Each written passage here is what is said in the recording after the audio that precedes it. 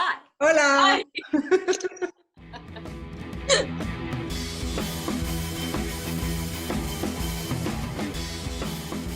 Hi, I'm Kristen Tetzi, author of The Age of the Child, and I am no longer between any boxes. They are all unpacked, and I am in my brand new top of the garage office. Yay! Yay! Hey. Hi, I'm Isabel, founder and firebrand of the Uprising Spark, and I'm still in Colombia. Hi, I'm Lenora. I'm the creator of The Bitchy Bookkeeper, and I am back on the road in a little guest house at an RV resort with Wi-Fi. And we are the three founding non-mothers of Childfree Girls. And in this episode, we're going to be telling you why we don't want kids. So, in addition to the overriding reason of just not wanting kids, period, even if everything were hunky-dory, there is the risk of having a child with special needs who requires constant care and all energy and all everything, and that becomes your entire life. Obviously, if you have a kid, you want to take care of them and give them what they need, but I don't want to be in that situation. I have so many reasons that I don't want to have kids, but I think the one that kind of involves everything else, the one that is just like the general blanket over every single one of my reasons, is the fact that I want to feel free in my life, free to do anything that I want at any time that I want. And I think that having children is, I think, a reason to actually grow roots and stay in the same place forever. And that's like super boring. I'm just trying to think of which one is the most, aside from the fact that I just don't want them. But the one thing I keep thinking about the most is how much I do not want to sacrifice myself for someone else to live a life that I was destined to live. I think about this a lot, when we're discussing this subject and, talking with other parents and even watching my brother. I just have this overwhelming feeling that I would be, if I were to create a being, and I would have to sacrifice the best parts of me, I do believe, and I would have to sacrifice so much, and I would watch that person live the life that I was meant to live, and that's not acceptable to me, because I don't want that. If I wanted to do that, fine, but I just, it's such an overwhelming sense of loss that when I think about having kids, and I don't want to go down that road, and I would resent the child. I don't want to do that. Yeah, that's another one. I have the diaries or the unabridged journals or whatever of Sylvia Plath, and in part of it, she says, "I will hate a child that substitutes itself for my own purpose, so I must make my own."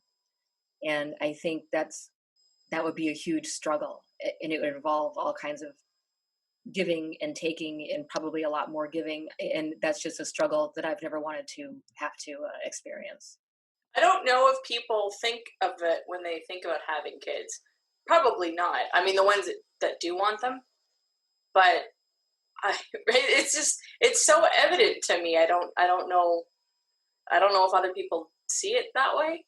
When they think of children, we don't hear society say that, but Probably not. To me, it's so obvious, it's so evident, and I just, it's a big no.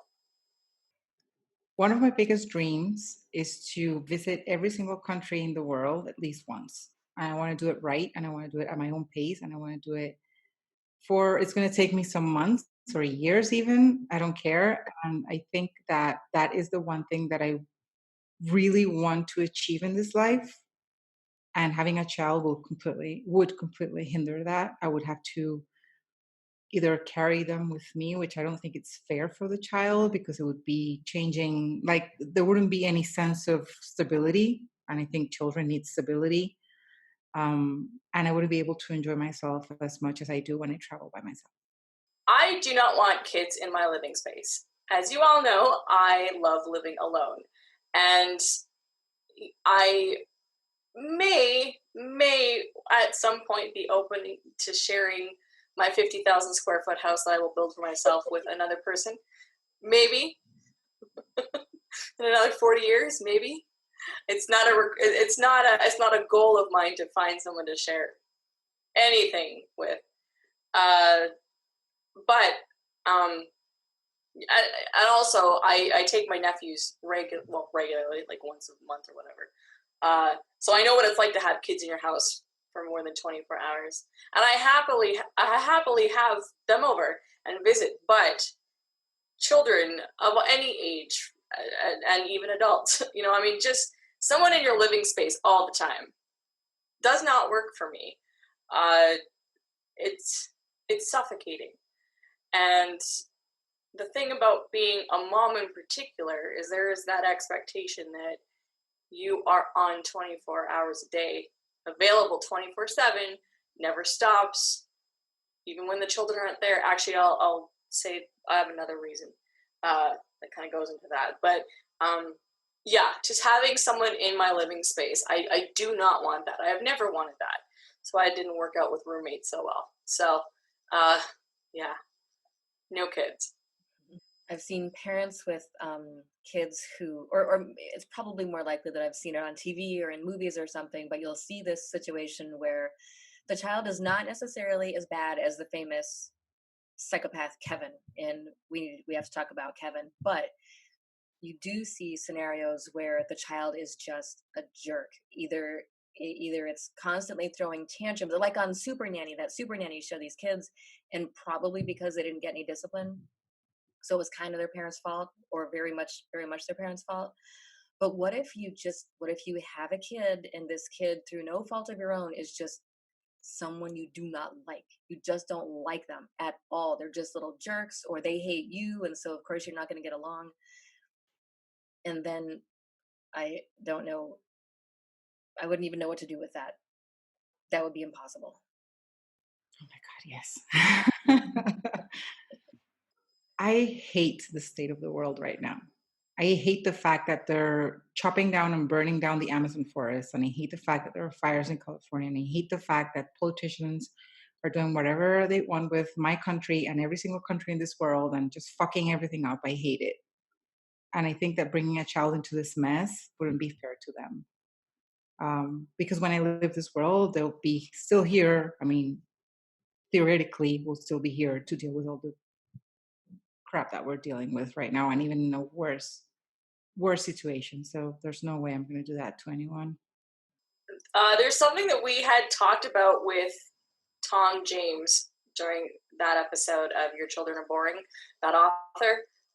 And it was about the forced friendships that happen between parents when your kids have play dates, or you go to the same school. And that is another thing. I am very selective of who I bring into my inner circle.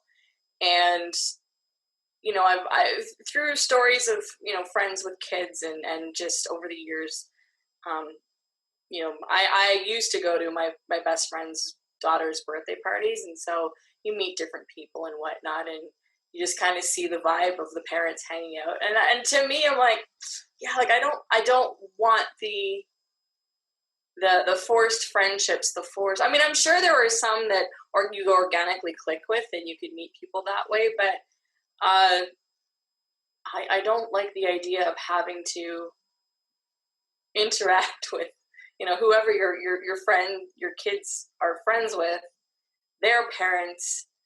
And sometimes the whole mommy crowd is a bit fake, I mean, I guess if you don't, I don't know, maybe it's taking my nephews to the playground or to the pool. I kind of see that a bit, but I don't want. I don't like the aspect of having to invite people over into my space because our kids are friends or things like that. That would drive me nuts. Or having to take them to play dates and birthday parties, and just the constant rigmarole of people that you have really no say over. It'd be like working in retail. It sucks. I mean, for me, ugh, that's what it feels like to me. Retail. Yeah, it's almost like you have to force yourself. It's like you're into forced socialization when you're just trying to socialize your kids. And that was one of mine too. I wouldn't want to deal with other parents and be forced into those weird small talk conversations with other parents who I probably would not, who knows if you'd be friends with them otherwise, but you're kind of forced into it. Worry was another one. And I, whether it's the state of the world or what would happen to them the minute they walked out the door or the first time on their own, um, the first time they go out on their bicycle, the first time they drive a car by themselves. I could not, I don't want, I worry enough as it is. I never used to be a worrier. I don't know when it happened, probably after my first panic attack in my late 20s.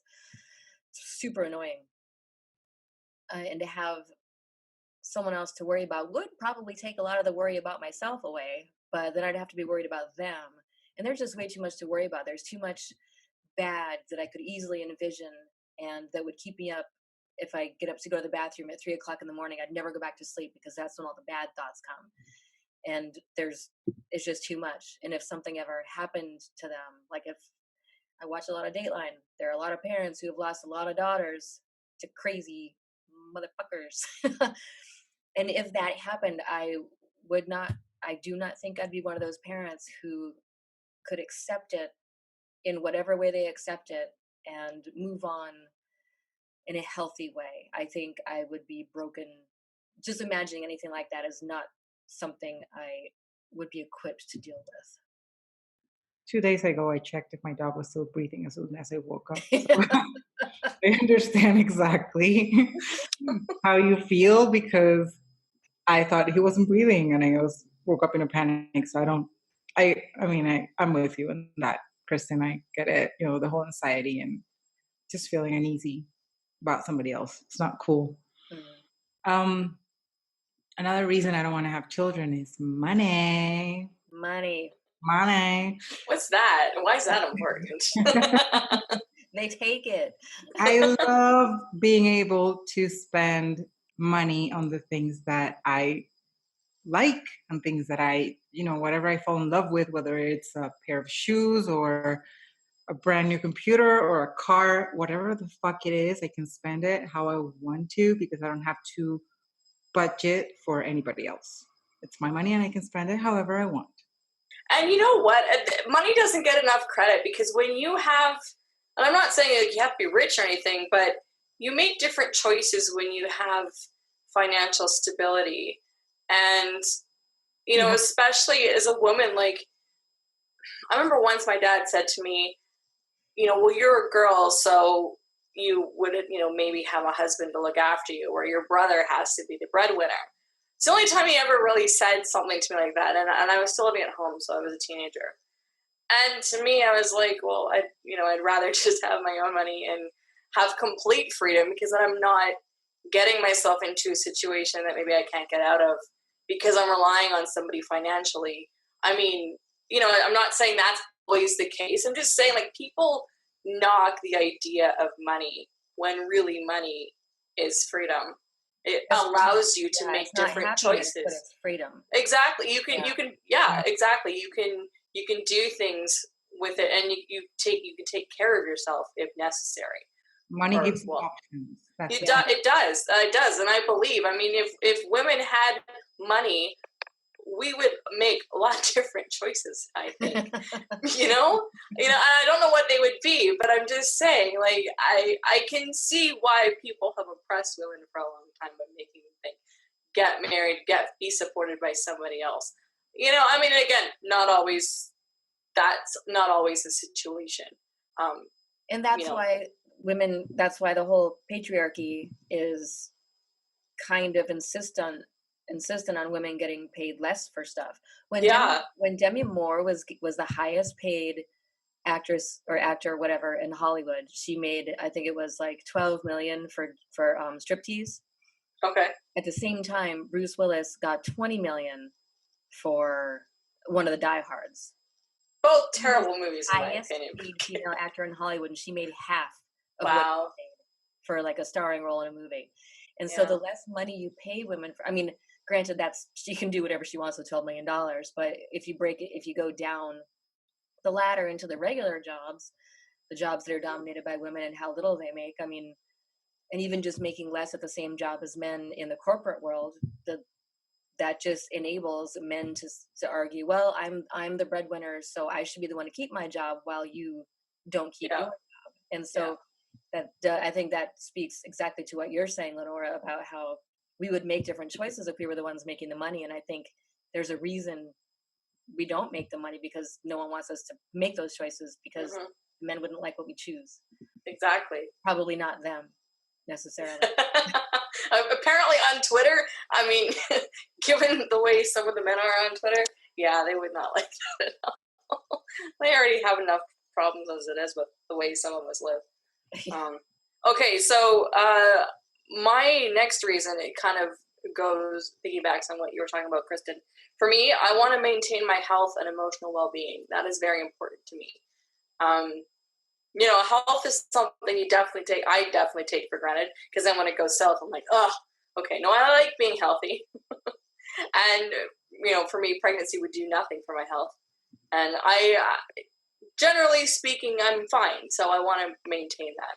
And definitely the emotional well-being. I've never suffered from chronic anxiety. I don't want to start.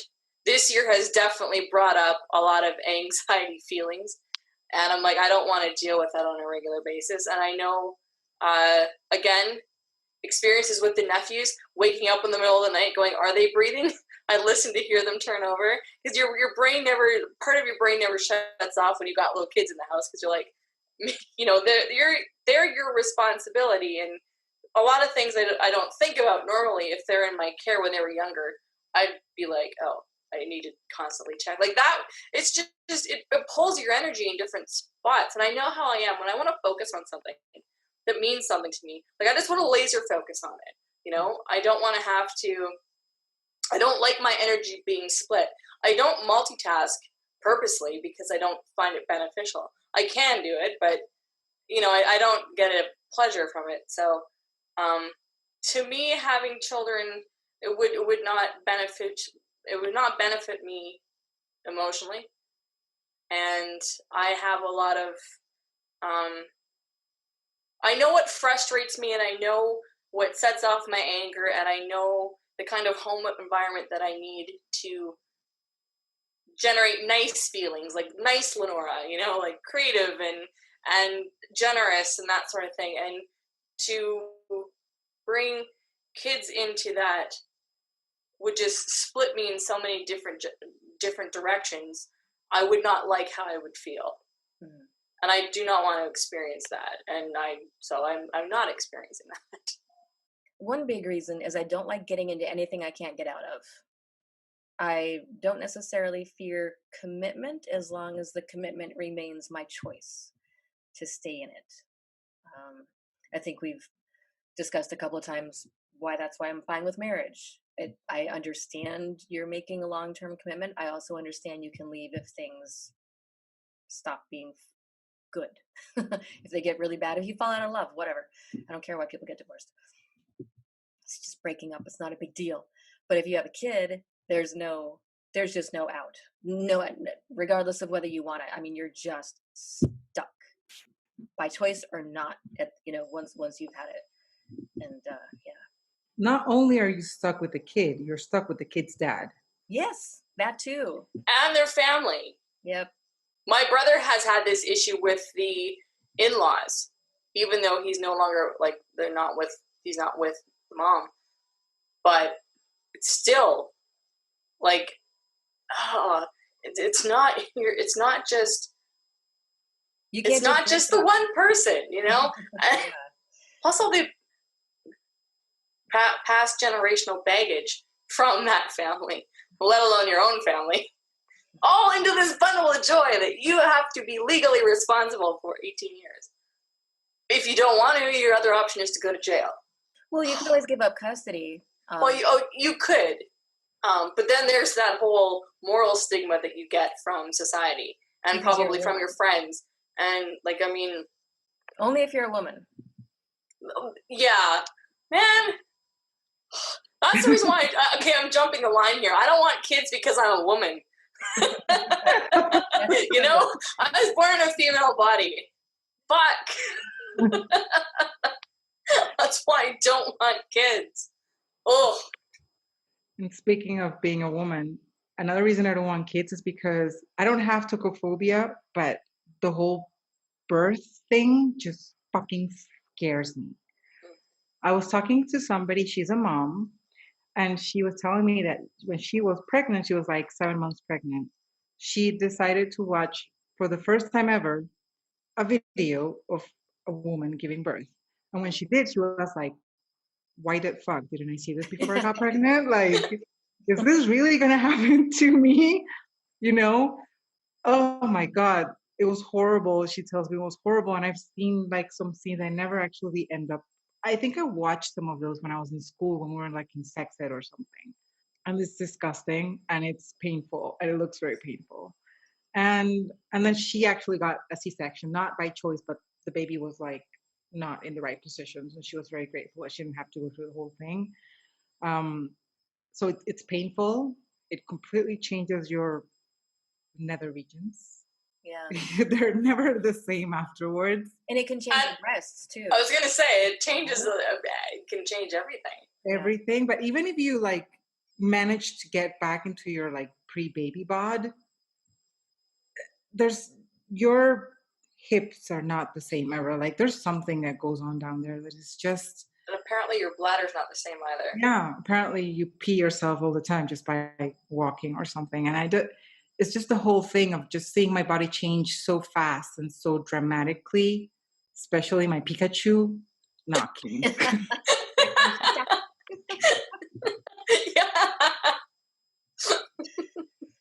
Yeah, I'm gonna again piggyback on Isabel because that was another thing. And actually, the thing that grosses me out the most is the idea of breastfeeding. And I think I've said this before. I can watch people do it. I mean, I've had friends do it in front of me. That doesn't bother me seeing it done, but the thought of me personally having to do that, just ugh.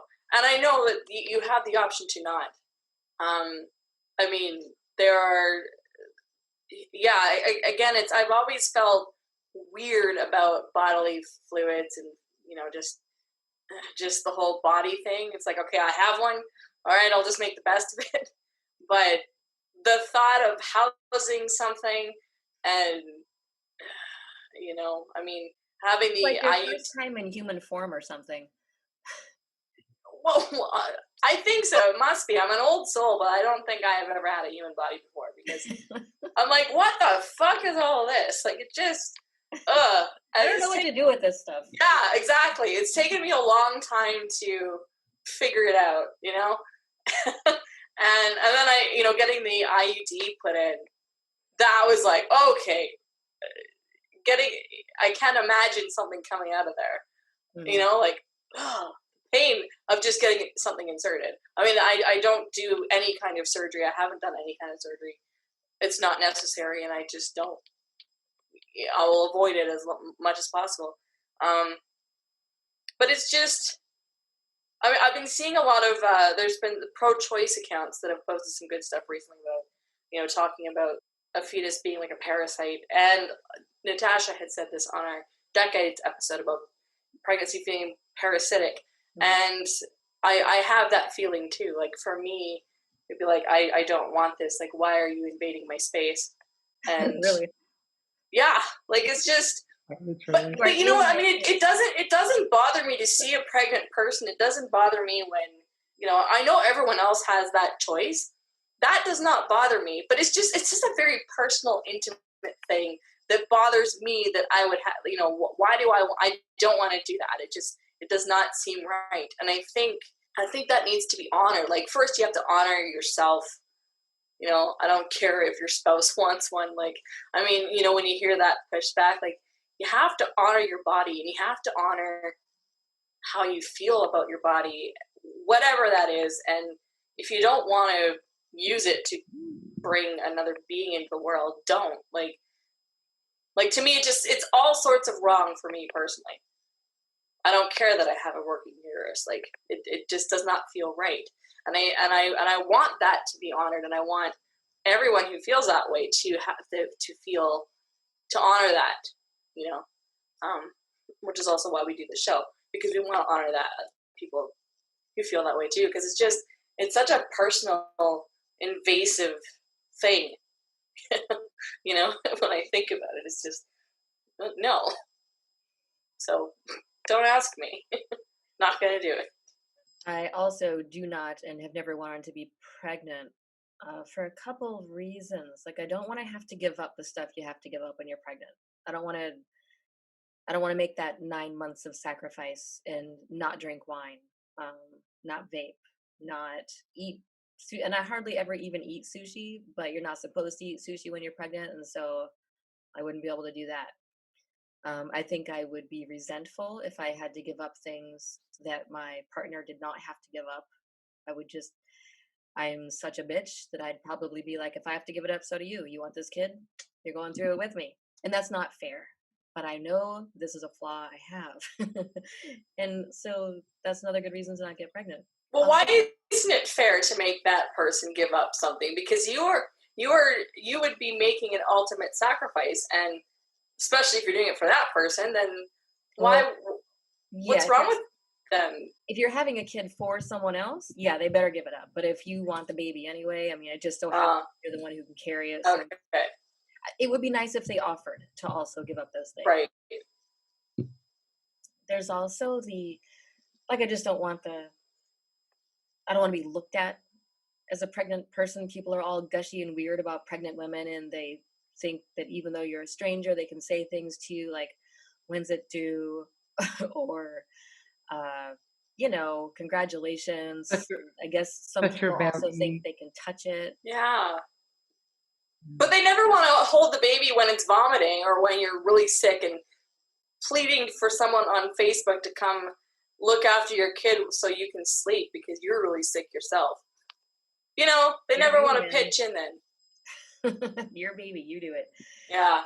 Also, there's because if we weren't such a pronatalist society, I don't think I would feel this way. But when it's kind of the thing women do to get pregnant, I don't find anything appealing about being just another pregnant female and just another woman who's doing the thing women do by getting pregnant and having a kid and becoming a mom. It's I don't know if that makes sense, but I'd feel like an assembly line figure, just kind of. It's common. It's what is the word? Pedestrian? Like it's pedestrian. I think it would just feel very unindividual. Mm-hmm. And it's not like I'm putting down motherhood as something. I don't have any interest in doing what everyone is doing unless I don't know. It's because it's an expectation, I think. You know, this is what women do. Okay, I guess I'll go do the thing women do. It just doesn't feel interesting. It feels I don't know, like I know a lot of people become mothers and they're very happy with it and they want to do it and that's their thing, and I completely respect that, but I would feel like I had given up my soul and just become a body in the world. There's something about kids and food. Like they never want to eat, and when they want to eat, it's like the weirdest stuff. And they are always fighting with their moms, and at the end, they only end up eating chicken nuggets for some reason. I don't want to deal with that. I am already a picky eater. I don't want to deal with a tiny version of me who's also a picky eater, and that I'm the one who has to, prepare the food to this other little person and do how many menus, It's like, here, princess, you have all these 5 options. Please eat something, please, I beg you. Yeah.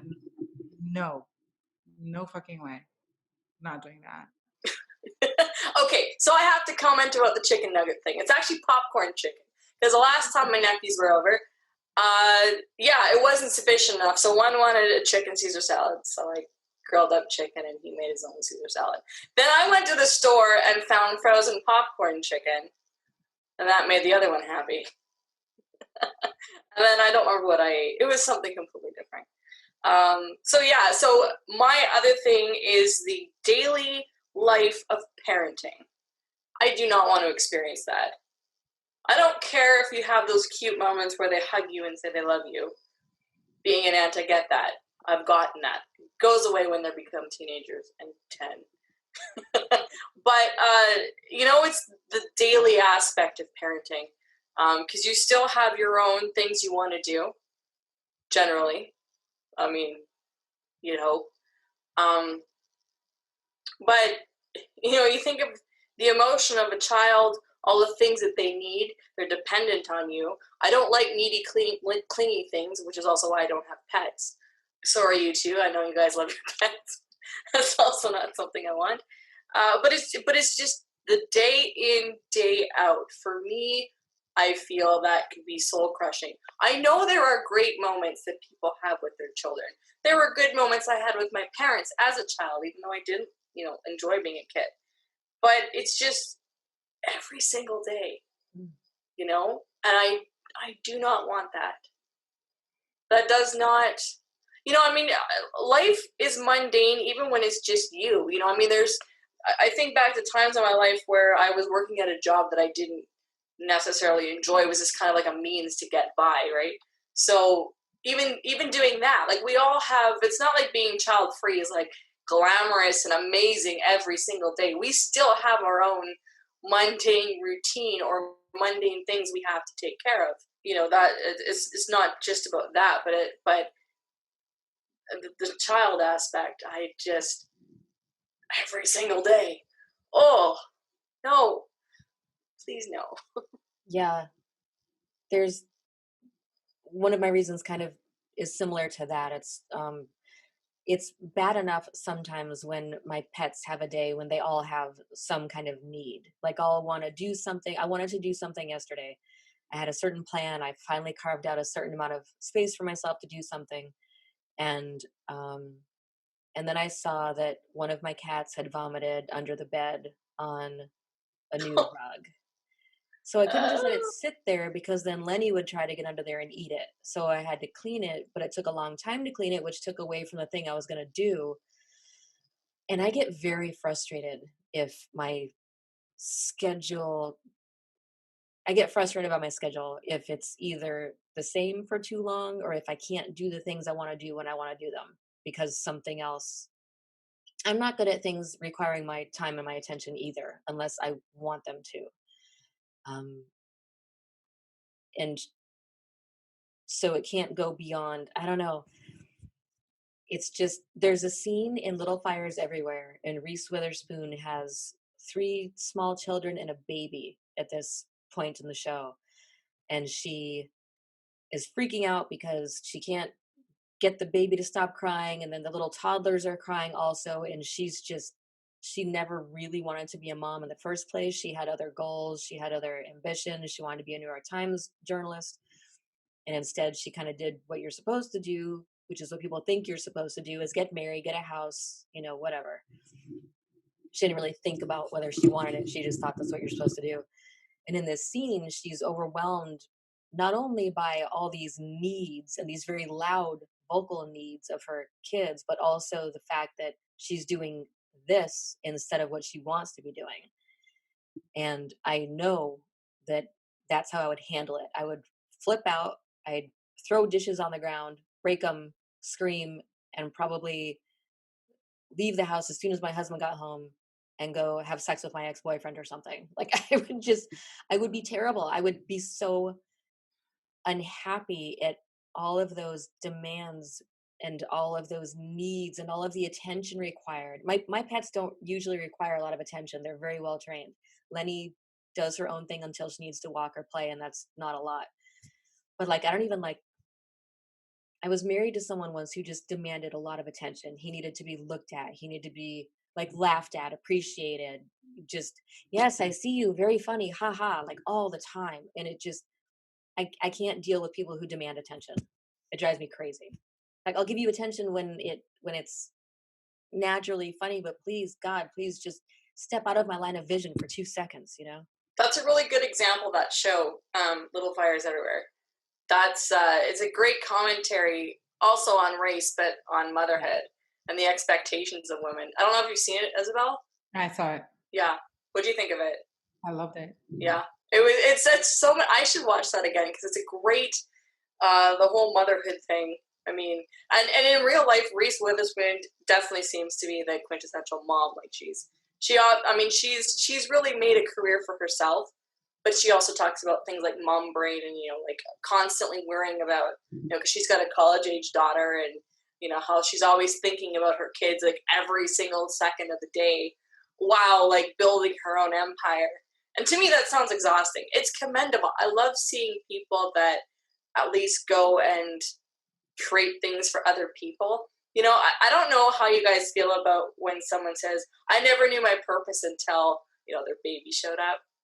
That drives me nuts, especially when it comes from someone who is a known person, who has made something or done something that has spoken to millions of people.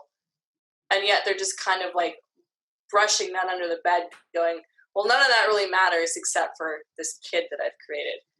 Because to me, and maybe getting off topic here, but to me, I'm like, never, like if you've done something to bring joy to someone else's life that you'll never know about, like don't water that down just because it doesn't meet society's standard of, the biggest thing you can do is be a mom. Like it always bugs me when people say that, because I'm like, I don't know. I don't necessarily believe that that's a person's purpose, is to have a kid. I think humans are capable of purpose. I mean, surely there are some people who think, I always wanted to be an actor and this is my calling, but then maybe they discover after a certain amount of time that it's not what they thought it was, and then they have a kid, and maybe that really does fulfill them and make them feel like, oh, this was the thing. And I think for some people it's probably true, but it almost feels like it's become about as trite a phrase as hugs and prayers. Oh, I never knew my purpose. Yeah, well, I had a baby. I never knew how to care about other people or the world until I had a baby. That's another worrisome thing. I mean, I'll agree with that, to a point.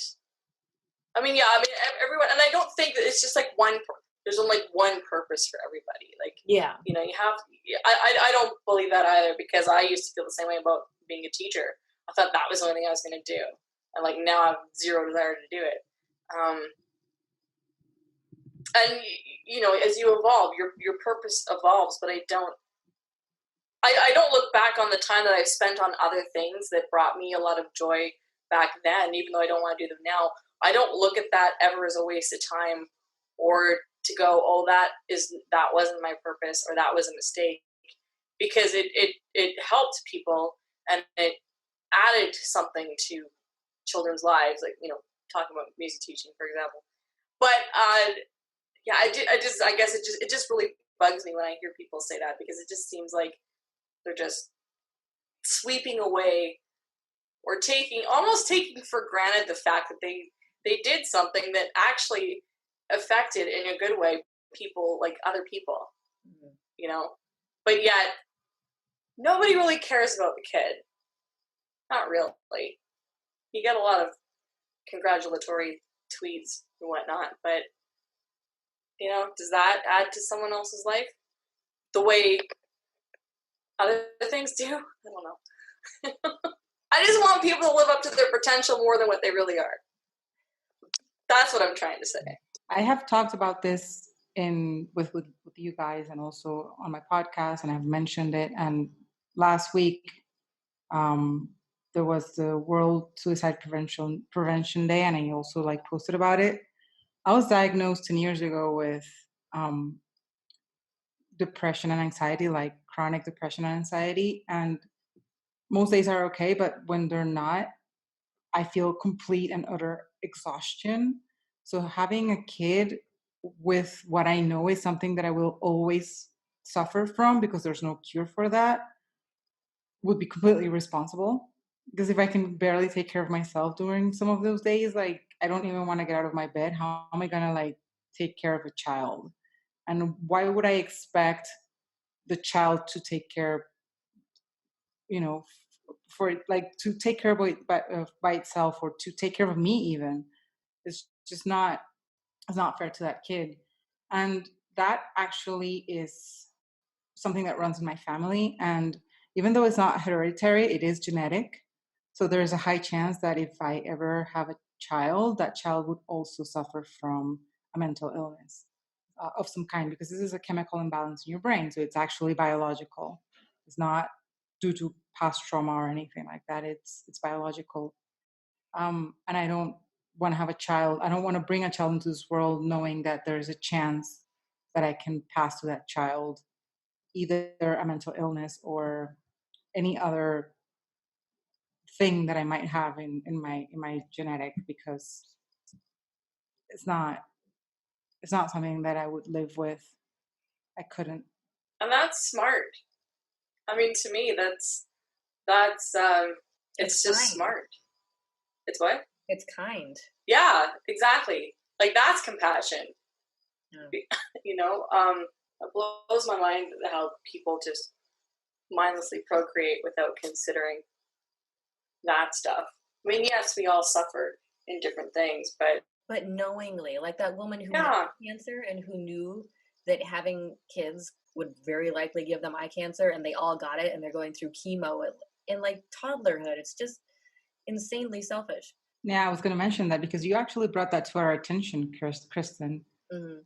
I don't remember if it was an article or something you showed us, and it's this woman and her husband also has the same gene, and the doctors were like, your kids have like an 80% chance to get the same thing, and they still want to went with it, and they have like 5 children, and yeah, I think they just keep having them because they were still trying to have that child that wouldn't suffer from cancer, because I don't know, it makes no sense. And if they had other children to be able to give like stem cells or to donate an organ to their elder sibling, as it happens with some people who suffer from really bad illnesses, how fucking selfish is that? Like, how horrible is that to think about having a child just to be able to save your eldest because your older child is sick?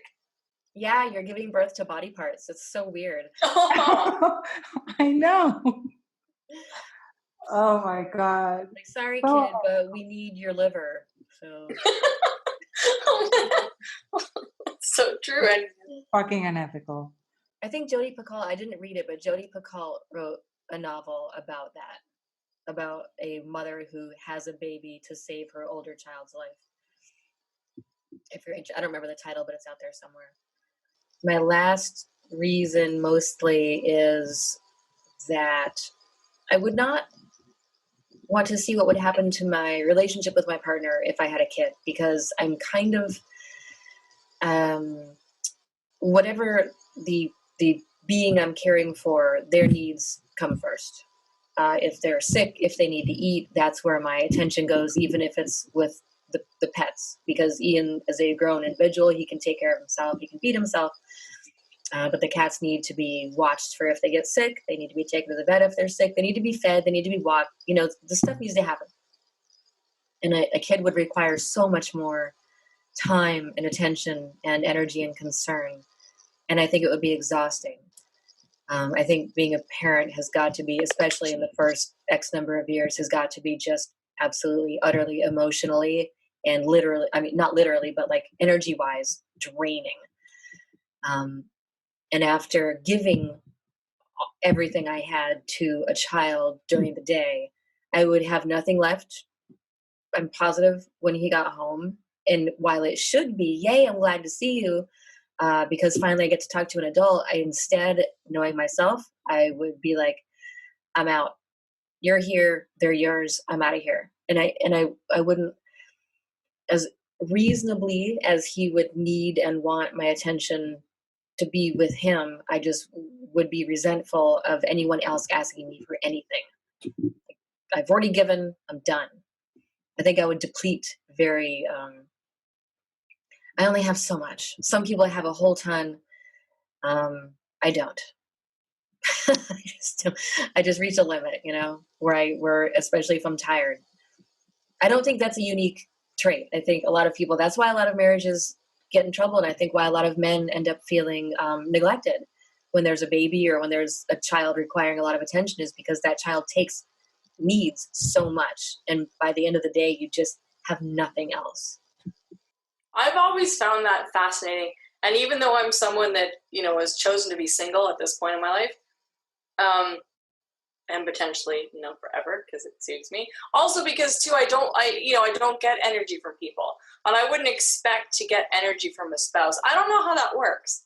Like, No, I think they want to hang out with you. I mean, you're in a romantic relationship. You come yeah. home. I mean, I guess I do have someone I can call and say, let's hang out, and we can hang out for a few weeks, and we don't have to even talk.